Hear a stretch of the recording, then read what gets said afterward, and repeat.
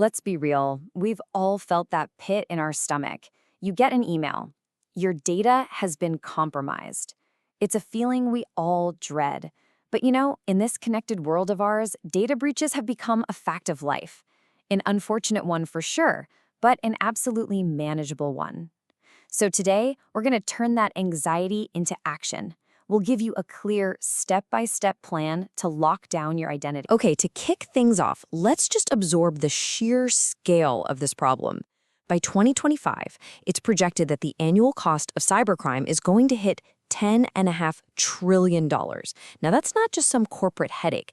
That number shows you just how incredibly valuable our personal data is and how much is at stake. So, what exactly is a data breach when we talk about it? Well, think of it like this. The digital walls that are supposed to be protecting your information get knocked down, and then unauthorized people, thieves, get their hands on all the sensitive stuff. We're talking your name, your address, your social security number, passwords, bank account numbers, basically the very keys to your entire digital and financial life. All right, if we're going to build a strong defense, we first have to really understand what we're up against. And it's not always what you think. It's not just about some shadowy hacker in a dark room using super complex code. The reality of it, it's actually much more personal than that. You might think that most data breaches are the sophisticated, high-tech hacking jobs, right? But check this out. This is what's so surprising. A staggering 85% of them actually involve what we call human factors. And that means things like accidentally clicking on a phishing email, or being tricked by someone on the phone, or even just making a simple mistake. So what does that tell us? It means that often we're the weakest link. But it also means we have the power to become the strongest line of defense. Now, this is where we see why some data breaches are so much more dangerous than others. Look, if a criminal gets just your personal info or just a credit card number, that's a problem. But when they get both your personal and your financial data in the same hit, well, that creates what experts call the perfect storm. They suddenly have everything they need to not just use your credit cards, but to actually become you. And get this, the data shows that 1 in 3 victims of a data breach later becomes a victim of identity fraud. It's a serious threat. Okay, so that's the threat. It's real. But here's the most important part of this whole thing. You are not helpless. Not at all. Swift, decisive action can slash your risk dramatically. So let's get into your first response plan, because what you do in those first 48 hours, it is absolutely critical. Here is your immediate checklist, your playbook. First things first, verify the breach is actually real. Don't just click on the link in the email. Go directly to the company's official website to confirm it. Second, find out exactly what information of yours was exposed so you know what you need to protect. Third, start changing your passwords, starting with your most important accounts like email and banking, and seriously, start using a password manager. Fourth, enable multi-factor authentication. We'll talk more about that in a sec. And fifth, start combing through your bank and credit card statements, looking for anything that seems off. Let's talk passwords for a minute. Just forget trying to remember things like P, @SSW, 0RD123, exclamation point. The new gold standard, the thing that really works, is a passphrase. Just think of 4 totally random words, something like correct, horse, battery, staple. It's incredibly hard for a computer to guess, but it's super easy for a human to remember. This one simple change is a massive, massive upgrade to your security. Okay, if you only do one single thing after watching this, please make it this. Enabling multi-factor authentication, or MFA, is like putting a big, heavy deadbolt on your digital front door.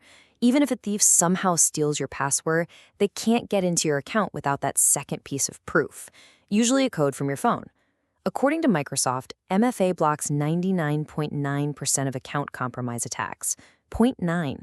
You need to turn it on everywhere you possibly can. It's a true game changer. So, in the weeks right after a breach, you need to be vigilant. And having a simple schedule makes it way less overwhelming.